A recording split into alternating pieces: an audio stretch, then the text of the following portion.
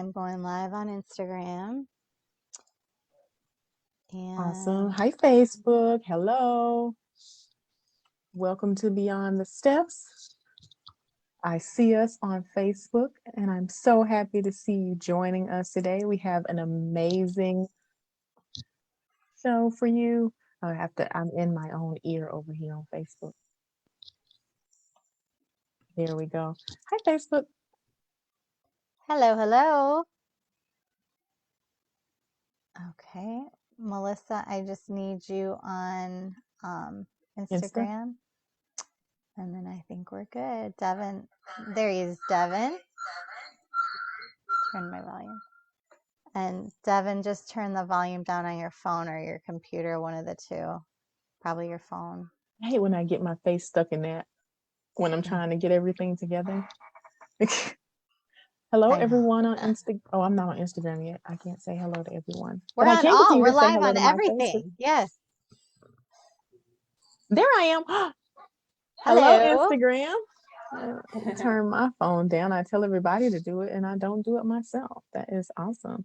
Welcome, everyone. It is Friday. It is Beyond the Steps Day, and we are so happy to have you joining us on Facebook, on Instagram, and here in Zoom.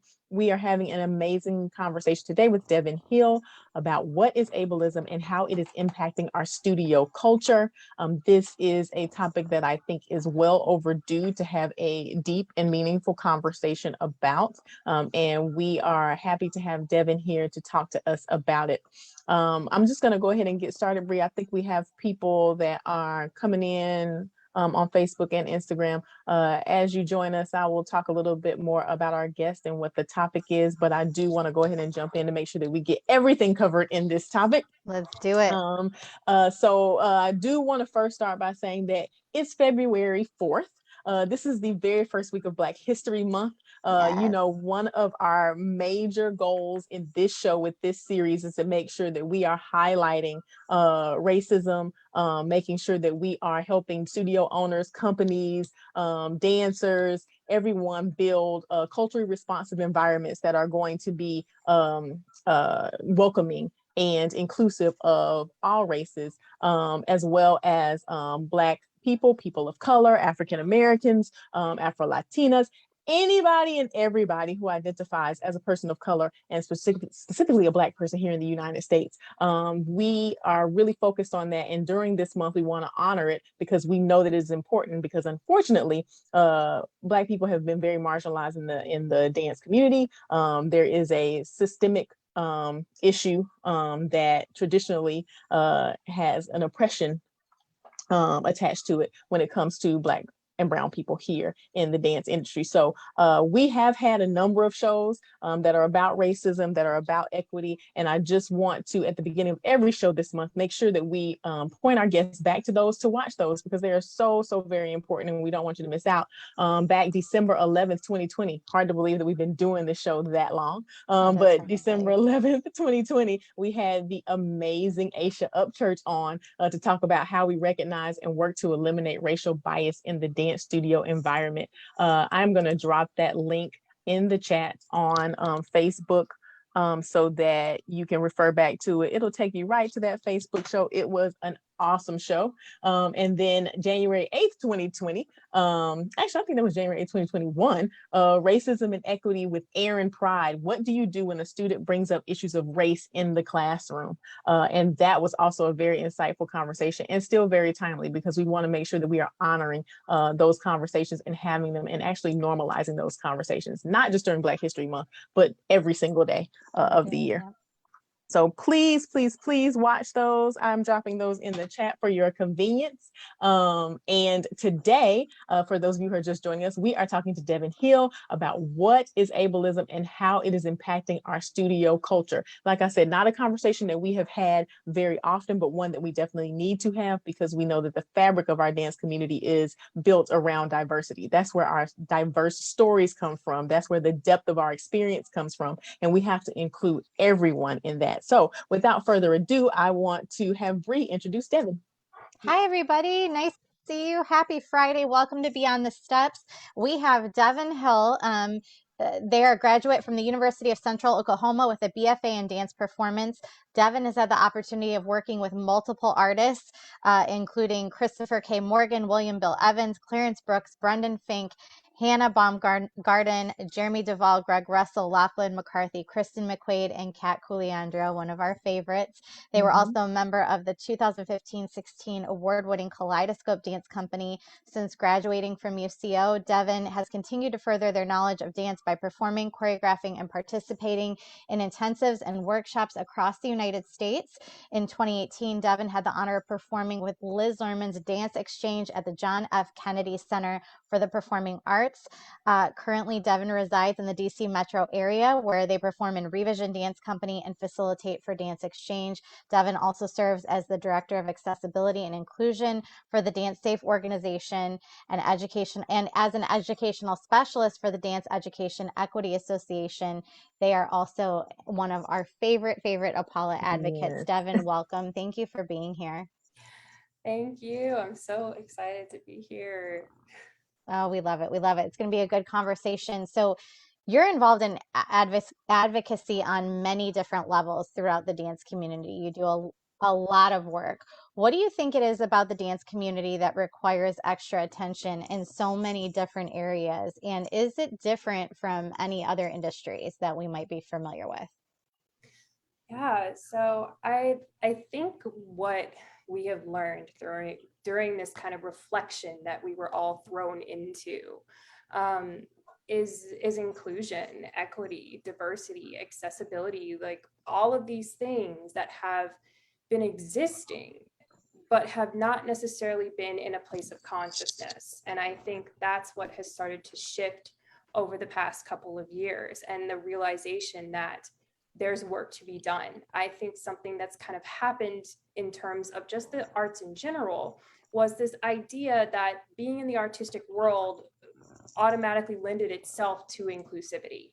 And Mm-hmm. so there was kind of this lack of consciousness that the systemic issues are still within artistry. So when we start to look at the difference between the artistic community, and then you start looking at other facets of jobs and just the system that we're working within, I think the thing that's most prominent is that um, we have the dance community doesn't have a specific governing body or system that is in place. And when you look at different things like education, for instance, my mom's a school teacher, and there are so many specific systems in place in terms of Mm-hmm. making sure that people are safe, in terms of making sure that things are inclusive. And it's not perfect because it's still underneath this governing system that we're working with. But there are specifics that are in place. There are procedures that are in place, and that's something that isn't existing within the dance community. And I think that's something that's different. We're kind of existing in this place that's dictated by different spaces and who is in that space. And so then that creates this separation and this difference. And ultimately, we're not operating within one system and all on one page and in one collective consciousness. And so that's something that really sets us apart from, I think, other industries, and what may be kind of the fabric of what has further deepened these systemic issues that were already existing. Yeah, thank you. It's such a great point because I think people look at dancers and think, like you said, like we're so on top of evolution when it comes to our art that you just assume that the industry is going to be that way, industry wide it's going to be that way, right? And it's Right. really not. There in so many regards, and not only on this topic, but in so many other ways, we're really stuck in tradition almost to an unhealthy level. And we talk a lot about that on the show, Melissa. I mean, it keeps Mm-hmm. coming up over and over. And it is really strange because I think there are these problems that are continuously brought to light because we don't have a governing body yet. Yep. I also think though that there is a majority, I don't know if it's a majority, but there's a large number of the population of the dance community that I would venture to say, would not want a governing body. Mm-hmm. You can't have your cake and eat it too, kind of thing. And so I think there's pros and cons with having a governing body, but I think we have to really examine what the cost benefit is. And is it something we need to look more closely at, right? Absolutely. Yeah, Yeah. absolutely. I think that, talking about the school system and how there are already things in place. And, there's a lot of people who are against that as well. And it was an uphill battle to even have those things put in place for public school systems, private school systems, even public and private places. So I think we have an uphill battle, but I think conversations like these are where that uphill battle starts and we get some momentum. So I'm super happy to be having this conversation. For those of you who are just joining us on Instagram, on Zoom, on Facebook, we are talking to Devin Hill about what is ableism and how we can, how it's impacting our studio culture. So please share this conversation. It is very, very important. Share it on all of your platforms, either now or even after this conversation. So I'm gonna jump in, Devin. We need to start with what is ableism. So we have a lot of isms. Everybody talks about the isms, but what is ableism? Right. So ableism is the belief that certain tasks can only be done by people who are able-bodied. Okay. And in that belief, that creates the separation that able-bodied people are therefore superior to those who are existing within the disability spectrum. Okay. So this can be visible disabilities, invisible disabilities.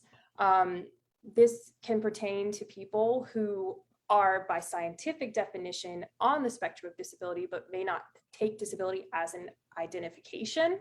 But ultimately, it is the belief that if you are able-bodied by the standards that have been set within the system that we're working with, that you are more privileged to jobs, to work, whatever the situation is, that anyone who does not fit within the category of able-bodied is therefore less than. Love that you mentioned invisible as well as visible disability there.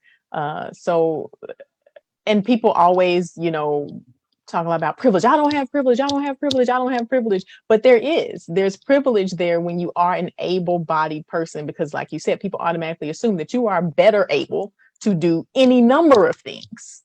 Absolutely.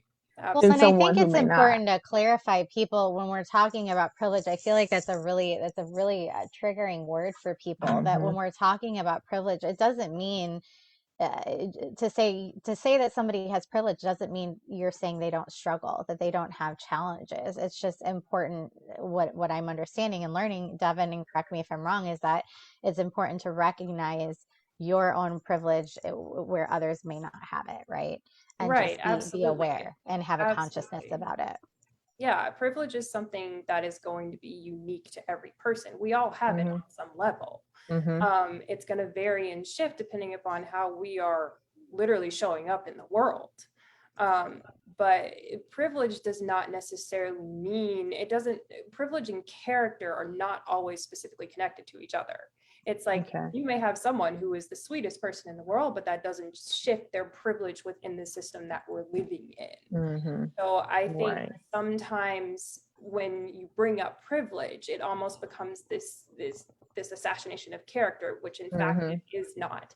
Privilege can lead to those things happening, but ultimately we are the privilege that has been assigned to us, or the privilege that we are living within in this very moment, is based off of something that was existing before we existed. So it's not necessarily an assassination of character to admit that you do in fact have privilege in some way. We all do.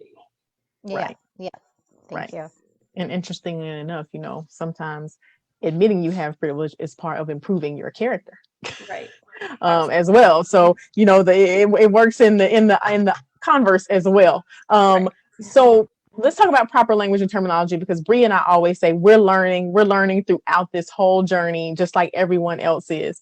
And I think a lot of the issue around any ism, but specifically ableism, is people are timid or not sure of what language to use and what to say, and they don't want to say anything wrong, and they don't want to offend anyone, so they prefer to not even deal in the space. And I will add to this, like we have, as a Paula, have asked this question wanting to be PC and wanting to be correct, and we have gotten different answers on what the appropriate response is to this question. So I am really curious what your response is, because we've gotten different answers, and I'm a little confused, Right. So to be with honest. people with different abilities, we have this conversation all the time. What is the correct terminology to use? Is it disabled? Is it differently abled?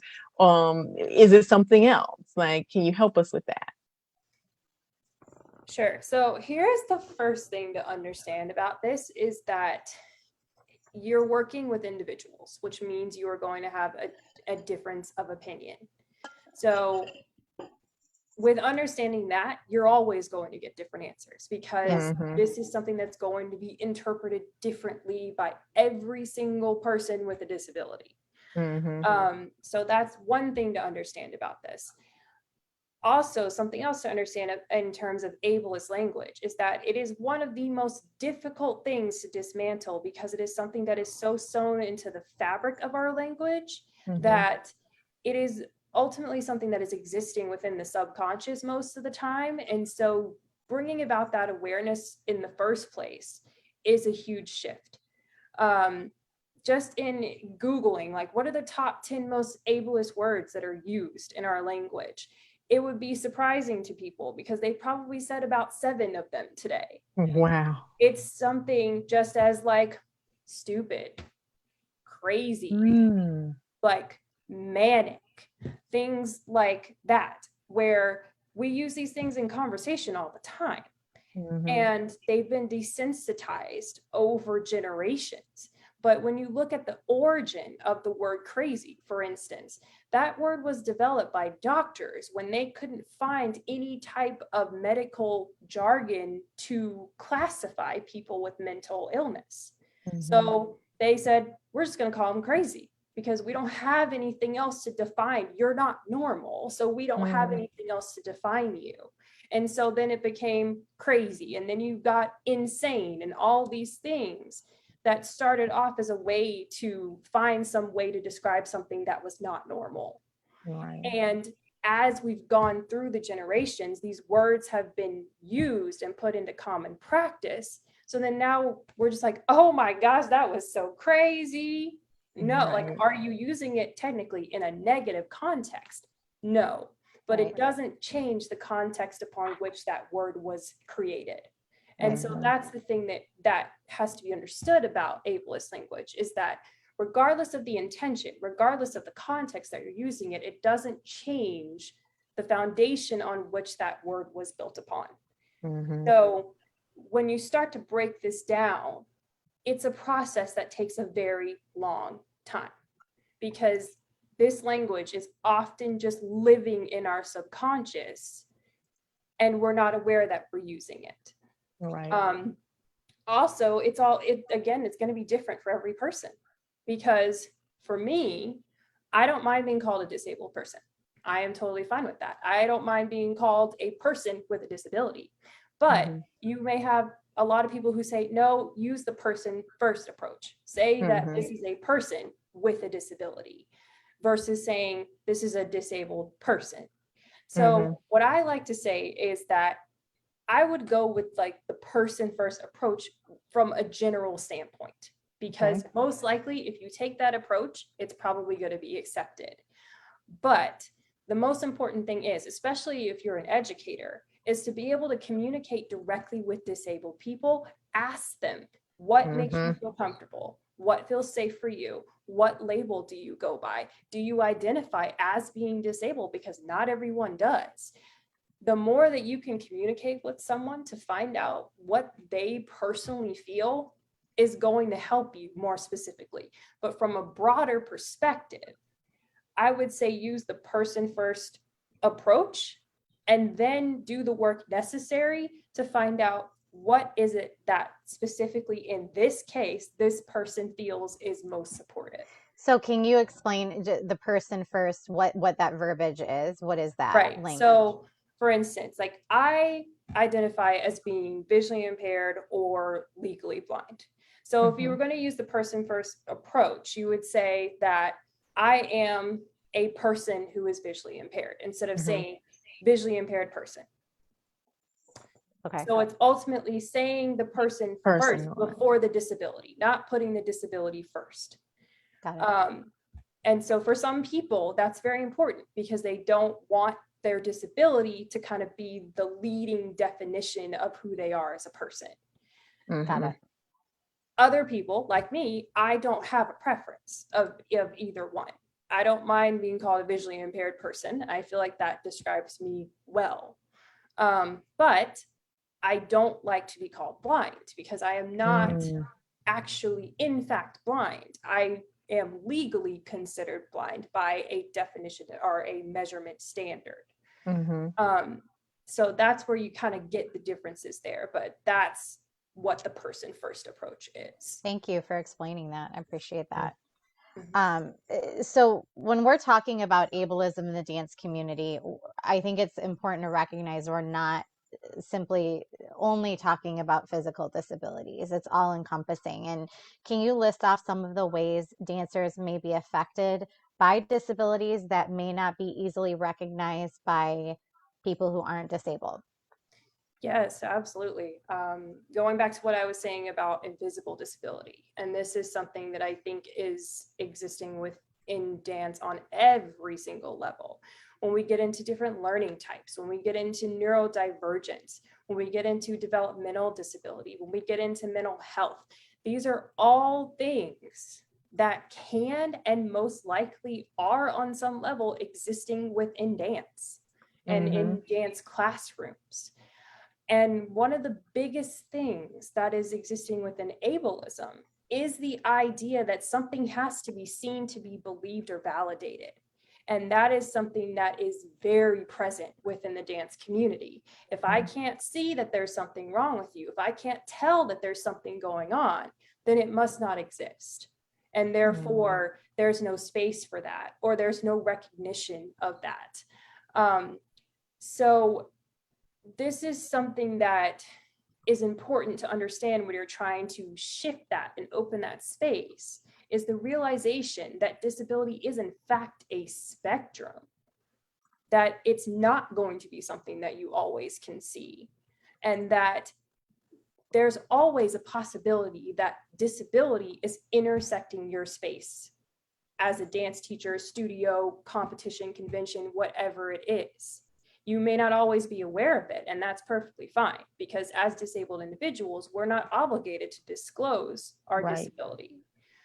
So the point is to make everything accessible by default, so that no matter who is coming in and out of your space, whether you know what they're dealing with or not, whether you can see it or not, it's accessible. That's the goal here. So I'm hearing you say, essentially, when we're planning lessons, when we're planning the layout of our new studio or a layout of a new room, we should try to be cognizant of it, basically make our decisions like we have a room full of dancers who are disabled. And is this accommodating for them? And is this a welcoming space for all? Right. It's always the thing that I like to say is that put accessibility first. It shouldn't be the thing that you think about last, or that you don't think about ever, because in some way disability is going to be intersecting your space. So whenever you're starting something, no matter what the process is, accessibility should always be at the forefront. It should always be something that is there in terms of how are we going to make this accessible. And just shifting that mindset is what is going to shift a lot in terms of being more inclusive. One of the things that we say in this space is, in the racial equity space, is if you center the marginalized person first, then everyone else is going to be accommodated. If we're centering people and in our thoughts who may be differently abled or may be disabled, then that's the most important thing. And that will lead to practices that are inclusive of everyone, instead of, like you said, being an afterthought. I feel like we have such a long way to go in this regard, though, because when you look at it, I feel like that is the polar opposite of how things are done. Oh, absolutely. It is. It is 100% the polar opposite. And I agree with you, Melissa. Like, when you start to put the marginalized first, it starts to bring about the questions and the issues that you didn't realize existed. And that may end up helping someone that you maybe didn't realize needed something. Yeah. And And maybe so, even opens the door for right. further conversation. Yes, absolutely. I cannot tell you how many times I have worked with different teachers, professors, and all of a sudden had students coming to me saying, I'm so glad that you asked for that because I needed that too. And I didn't feel comfortable asking for it, or that I could ask for it. But then you opened that door. So that's always a possibility. Because people are going to be comfortable asking for different things and are at different places in their journey, right? Right. That's interesting to think about. Liz Kessler on Zoom here says she had two comments, like going back to the verbiage. She said it'd be similar to saying labeling somebody autistic versus saying person with autism, which is a great example as well. She also says, I want to point out that there's also no way to be accessible to all at once. You need to focus on the people who are actually in front of you and be open to disabilities you weren't even aware of. For example, some people need loud music in order to feel it, and some people cannot handle loud music sensory-wise. That's a great point, because I think with everything that we talk about on the show, especially things that are requiring since we're talking about the dance community, I'm requiring dance educators and studio owners and teachers and directors to make big changes to the way they see things, the way they look at things, the way they schedule things, right?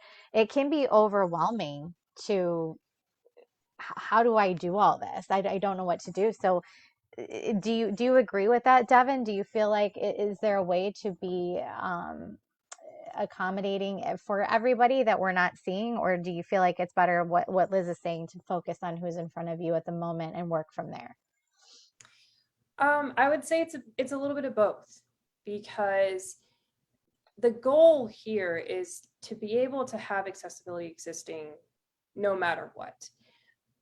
But you do have to focus on what's happening in the moment, because it's always going to be different from one moment to the next, depending upon the different people that are coming into the space. A lot of times accessibility does end up being kind of put in this overwhelming space, or seems impossible, because it's talked about almost like a checklist. Like, I have to do this, and this, and I'm accessible. These are the things that I have to do over and over again. And that's not the reality of how accessibility works. Accessibility is something that is constantly changing. It will never be the same from one space to the next. And what makes accessibility available in a space is being able to figure out what needs to happen for it to translate and shift for every single person in that room. So if you have someone who needs to hear louder music, but then you have someone who has sensory auditory processing disorder, how do you work with that? That's when you start to look at, okay, do we have the accommodation of being able to give that child earplugs? There you go. You just accommodated both. It's always possible. And that's the thing that we have to get past, is this idea that accessibility is too difficult and that you can't make accessibility work for multiple people in one space. It is always possible. That's why you have accommodations. That's what accommodations are for. Taking the foundation that's there, taking what's right here, and then figuring out what needs to be adjusted so that it works for every single person in that space. Yeah, that makes sense. Thank you for that. But I want to do a sound check. Aldi WG Dancer is saying that I'm echoing a little bit. Devin and Melissa, do you all have your volume turned down on your phones on Instagram? I do. Maybe see if, I feel like we're getting, and my volume's down. I just want to make sure we're volume down so we don't get that reverb. For those just joining, I am Bree with Apala, here with my fabulous co-host Melissa McDaniel, and the incredibly talented advocate.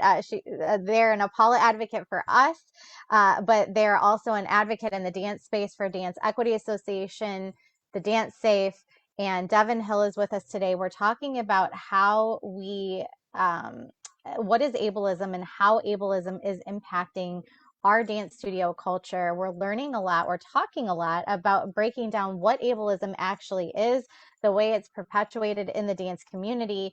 Devin, I want to ask, how do you confront ableism in the industry, and why is it so important for the dance industry collectively to recognize that ableism exists in order to affect real and prominent change in the industry?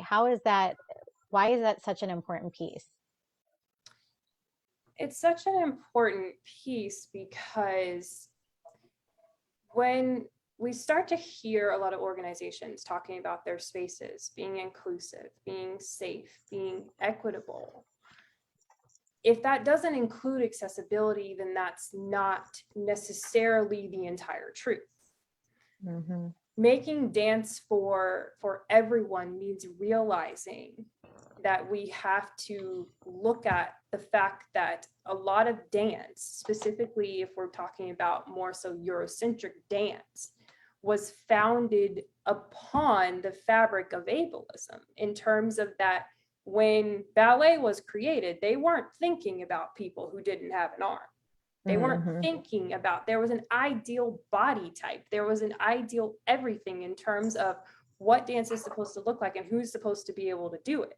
And ultimately, dance is about what your body is able to do.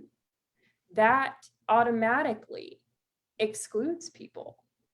Mm-hmm. Yeah. And so when you start to try to confront these things, it's a matter of, first of all, researching, understanding the spaces that you're walking into, trying to get as much knowledge as you can, and then asking questions. That is one of my favorite things to do as a disabled dancer, is asking questions. Do you all have accommodations? Do you have anything in terms of accessibility? Because when you ask those questions, the answers that you receive are going to help you understand what space is existing and what space isn't existing. Okay. And it's also going to let you know whether or not you can communicate openly about what your needs are going to be in that space. Because this is not going to start to shift until space opens to even have that conversation. And a lot of times when you talk about accommodations, when you talk about needs, it becomes a thing of also shifting into assassination of character, because ultimately accessibility and opening your space to other people means that things are going to have to shift from your original definition of dance and the definition that's been passed down to us. So that can start to feel like, oh, am I a bad teacher because I didn't do this thing? Or, oh, am I not doing this right because you're saying I need something different? No, it's just a matter of saying, like, I want to participate in your space. I just need something to shift a little bit so that I can be here and be present just like everyone else here. That's what it's about. So I always confront this from the standpoint of realizing the foundation that I am dealing with and having to work with. I go into most situations with the assumption that I'm not going to be understood, but that I am going to express what I need, whether that's actually met in the moment may or may not happen. But the importance is that I let you know that there's something I need to be different in this space. And sometimes just that alone is a shift, because like I said earlier, oftentimes it is something that is not conscious, that there even needs to be something different. Right. Ultimately, dance doesn't really have a definition. It's an innate part of the human experience. As we grew as humans and our intelligence grew, we started creating our own single-handed definitions of what dance is supposed to look like. That's how we got these different techniques here. That's how we got these different definitions of what your body is supposed to be able to do. That's how levels were created. That's what that is. It's a separation of what is this body able to do versus what this body is able to do. And that's where these definitions came in and started to be created, but then were being created with excluding other people who didn't fit into those definitions. Right. So this is how we start these conversations and start to kind of work with this and shift this dynamic, I think.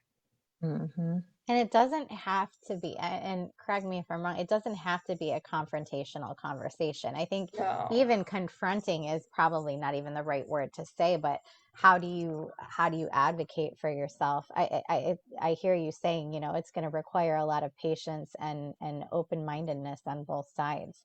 And this idea that if we just listen to each other and we meet those needs the best that we can with the resources we have available in that moment and are open and clear in our communication, I feel like we can get a long way with this. Yeah.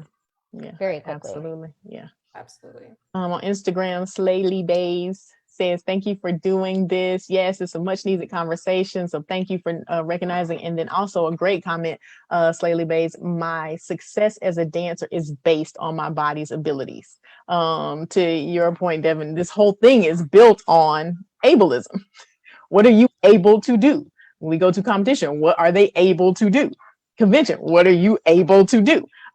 This whole industry is built on ableism. So we have to acknowledge that this change is going to be a big change, but it's one that needs to be made. So, Well, not only are you able to do it, but you're getting judged and scored on right, if you're able right, to do it. right, So it really is Exactly. set up that way. right. So I would assume, Devin, that the ultimate goal is to make sure we're creating learning environments that are beneficial to all abilities. But there are some people who would argue that having a separate class for people who are disabled is a better way to accommodate those dancers with disabilities. What is your position on this? So my thoughts on this is that oftentimes when we get into the separation of able-bodied and disabled people, Mm-hmm. ultimately inclusivity and accessibility can never exist within separation, no matter Mm-hmm. what you're working with and dealing with. And when it comes to specifically dance, a lot of times separation is a solution, and Mm-hmm. solutions are different from accommodations. It's something that tends to get intertwined and connected when they're in fact very different. A solution is something that is meant to fix a problem. An accommodation is something that you shift, you change, you move based off of what is needed in that particular space or by that particular individual. And ultimately, creating separation from with disabled and able-bodied people is really in fact not really possible, because again, going back to people who have invisible disabilities, if you have this existing within your classroom and you don't know it, you're not going to initiate separation. Yeah. So in a way, it's not really valid in terms of saying that we need to separate these two in order to have them coexist. Now, the difference when we look at having classes that are more specifically focused for disabled people, that's an entirely different thing altogether, because these are spaces that are being specifically created for fostering an environment that is putting the disabled first. That's a different concept from saying we have to have these separate classes in order to be able to exist.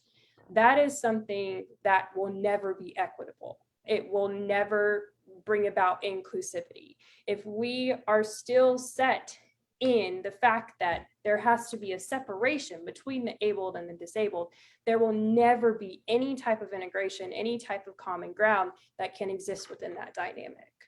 And ultimately, there is always a possibility that you have someone who is existing on the spectrum in your space. So whether you know it or not, that separation is not necessarily something that can ever completely happen. So that's kind of my overall thoughts with that. It's not a bad thing to have different classes that have different focuses, but in turn, separation is not an accommodation. It's a solution, and solutions are to fix problems, and disability is not a problem. Got it. Right. If you are just joining us, we are talking to Devin Hill about ableism and how it is impacting our studio culture. We've had some big aha moments, some really, really impactful statements here, and I hope that you will continue to join us, ask others to join us, and share. I know that we are getting an echo. We're trying to fix it. That's what you see us kind of scrambling around and pushing buttons and trying to figure out where the echo is coming from. So we're going to try to get that fixed for you as soon as we possibly can. Devin, I want to talk about encouraging dance studios because we talk about this big shift and how it's going to be such a big change. And, you know, how do you encouraging dance studios, professional companies, organizations to examine in an effort to create a culture that's more welcoming for all abilities? So where should they look first? Should they look at the physical space? Should they look at the policy? Should they look at the curriculum? Like, where do you even start? Because this is such a big undertaking. Right. So the first place you need to start is just getting a basic understanding of accessibility and disability, because you can't start to shift anything about your space until you have an understanding of just the basics. And that is a whole undertaking in of itself. Being able to understand what ableism is, being able to understand what is the definition of a disabled person, what is the definition of accessibility, start to look at what are some of the most common ableist words. Starting at the very bare minimum is the best way for you to take the necessary actionable steps to start to shift your space. And once you've gotten that baseline education, then that's when you can start building the system of accountability of how you were going to start to implement these things and make them happen. The biggest mistake that a lot of organizations make is that they get some kind of understanding, or they kind of jump on these like buzzwords of accessibility or of safety or of whatever in order to bring people into their spaces, saying that they're safe, that they're inclusive, that they're all of these different words that we're hearing constantly without any foundation or understanding of what that actually means. And when we get into specifically with accessibility, there are many times where you have different organizations that are claiming to be accessible, but don't understand how to implement an accommodation when it's brought to them, because the foundation of understanding what an accommodation is and how that works in an organization and in a workplace isn't there. So you have to have the baseline education. Then from there, reading through things like the Americans for Disabilities Act. It's not very long, but it's very important. If you're an organization of 15 or more people, you are obligated to provide reasonable accommodation if it is asked for. And most organizations don't even know what a reasonable accommodation is. So it goes back to not having that knowledge, not having that foundation, not having that governing anything here puts us in a vulnerable position that we're not aware of until it's brought to us. So getting the education, once you get the education, creating an accessibility plan on how you're going to start to implement this, and take your time in terms of how you're implementing things. You cannot make yourself accessible overnight. It's not going to happen. That is setting yourself up for failure. Right. What you need to do is to go through these steps, meet yourself where you are.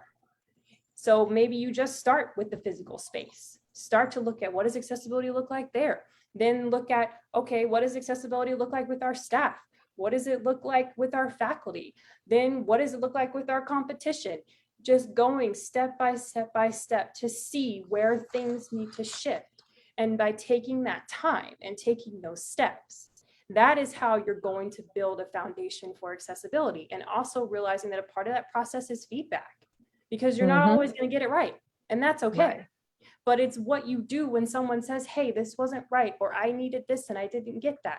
How do you take that? You listen to it, and then you go back and implement it and see what you need to do and listen to that feedback. This is why accessibility is something that is always going to be changing. You are never going to have all the answers, ever, because it's going to be different every single time. So take your time, do the research, do all the necessary education, hold yourself accountable for that, and then leave space for people to continue to hold you accountable for that. as your evolution of accessibility happens and changes in the future. Devin, before we go to homework, you make a great point. Is it important as people are examining how they can make their spaces more accessible and they're recognizing that? Is it important for them to be honest and just say, look, I am learning, I'm doing my best, I'm starting here, I know I have a long way to go? I think so many times people step in and go, I'm going to try to do this all or look like I've got it all together. And sometimes it's almost worse because you end up forgetting things, or you portray like you've got all of it figured out, and then you inevitably leave something out and haven't covered all your bases. Is it better to just be honest and forthcoming and say, this is where I'm at? Do you get an A for effort, I guess is what I'm asking. Is it good to be making slow baby steps in progress rather than trying to tackle it all and pretending like you've got it all going on? The best experiences that I have ever had as a disabled dancer was with the people who said to me, I don't know what I'm doing. Mm-hmm. I Right. always appreciate honesty. Yeah. And I've even had people say, I don't know what I'm doing and I'm kind of scared because I don't want to hurt you. I don't want to do the wrong thing. Like, I really don't know what to do. And I said, you know what? That's okay. We're going to work together. I'm going to help you understand what I need. You're going to help me understand what you need. We're going to communicate, and then we're going to figure out what works for everyone. And Mm-hmm. that's what it's about. Yeah. Because Mm-hmm. I don't expect anyone to understand me. No one can Right. understand me. They're not me. They're never going to be able to understand what it's like to be in my body, to experience how I experience things. They will never understand that. Mm-hmm. But the thing that I look for is that willingness to say, I don't really know and I don't understand, but let's talk about it. Let's communicate. Let's figure it out. Let's make mistakes. Let's, have try-ons. Let's go through all of this so that at the end of the day, we can go back and look at the process that we went and this journey that we went on. Mm-hmm. To see where we are now. And like one of my favorite examples of that is working with Kat. When we first met each other, like there was no understanding of accessibility. They didn't know who I was. They had never had anyone like me in their class before. So there was absolutely no understanding of that. It's taken a process of 5 years of being able to openly communicate and say, hey, this didn't work for me, or like things that were kind of discovered in the moment, questions that started to come up, holding each other accountable is how we got to the place to where we are now, which is where accessibility is in the forefront. I walk into their class and the first thing they say to me is, what do you need in this space? Wow. That's how powerful is that? There. Yeah, It's about a shift. And I knew they didn't know. They didn't know. And so you can't walk into spaces expecting that people are going to understand unless there's been a very clear communication of, okay, so I kind of understand a little bit of accessibility, I'm working with this or whatever. Unless you know that specifically, most of the time you have to go in there saying that I'm walking in the question marks, but it's a matter of figuring out, am I in a space where those question marks can turn into communication? That's the difference. And that's when you start to see the change. Yeah, that is Wow. so important. Thank you. Thank you so much for that. LDWG Dancer said, yes, do a SWOT analysis, brought the corporate term out. Yes. SWOT analysis is interview your community, do research, and keep learning. This is so good. Thank you, Devin. So Devin, we like to give everyone homework here on this show. So we don't just let you listen and let you go. You have to do something between now and our next show, next Friday. So if there's one action that you want our listeners / viewers to take between now and next week to make progress in this area, what is that one thing? I would say look up the most used ableist language. Okay. Because that will surprise you. It will begin an awakening. And also be patient with yourself. Okay. And realize that this is something new and it might be a little bit scary. But that's the beginning. That's the beginning of it right there. And, be proud of starting at the beginning. Mm-hmm. Now, because do we that's just important. Google We that, have or to is there start. a resource for Yeah, that? you can literally just Google it. Just Just Google it. go top Okay. 10 ableist language that we use, and it'll All just give right. you a list. Just take a look. Wow. I bet that will be shocking. If you I'm do gonna do that, it today. yeah, if you do that, y'all tell us how it went. Come back in the comments. Let us know how it is, or do it now and tell us, oh my goodness, I did not know that this was happening. So that is your homework. Look up the most used ableist language, and then I will further that homework and try to eliminate that terminology from your Yes. vocabulary. Try to eliminate that from your curriculum, your vocabulary, your marketing, all of that stuff. So then take that extra step. We also have some homework, because we always have some homework, and it's the same homework every week. So please, somebody do it. There's a number of people who are out there that are doing it. Now you need to grab somebody else to do it with you. Take the Steps Initiative. It is a free resource that is available at the link that Bree is putting on the chat in Facebook. And then also YPAD. YPAD certification is so very important. It's so useful, and it's available to you. As a friend of Apollo here and viewers of the show, you get 25% off. The code is Apollo25. So go to the link that Bree has dropped in the chat and use that code and get 25% off your YPAD certifications. Devin, how do they reach you? What's your Instagram handle, website, email? What do you want people to know to reach you? Yes, of course. So you can find me on my Instagram, which is at Deb_J_Lover_Hill_. I actually have a full IG series where all I talk about is ableism in dance. I talk about everything from choreography to teaching to language, everything that you could think of. I talk about, go in depth. So you can go watch all 25 episodes. Wow. You can always send me a DM. You can send me an email. My email is graduate201043@gmail.com. I'm always open for discussion. You can also find me on the Dance Safe. You can always reach out to the Dance Safe if you have any questions about accessibility. And I'm also a DEA guide, so you can find me there. I'm usually participating in panels and trainings. So yeah, that's where you can find me. Yeah, I'm typing this in the Dance Education Equity Association has some fantastic resources. The Dance Safe is an important organization.